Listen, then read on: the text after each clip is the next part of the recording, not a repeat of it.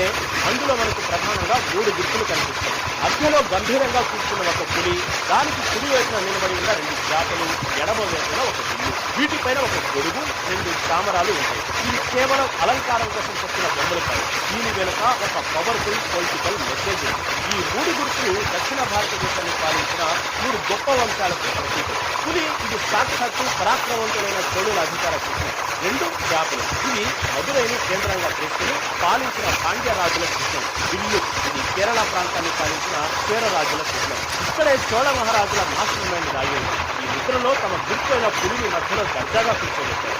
ఆ పులికి ఇరువైపులా పాండ్యుల చేపలను, చేర రాజుల విల్లును తక్కువ స్థాయిలో చర్చిస్తారు. అంటే దీని అర్థం ఏంటంటే ఒకప్పుడు దక్షిణ భారతదేశాన్ని పాలించిన పాండ్యులు, చేర రాజులు ఇప్పుడు మా పాదాల చెంత ఉన్నారు. వారి రాజ్యాలను మేము జయించాము. మొత్తం దక్షిణ భారతదేశానికి తిరుగులేని సార్వభౌమ్యం మేమే అని ప్రపంచానికి గర్వంగా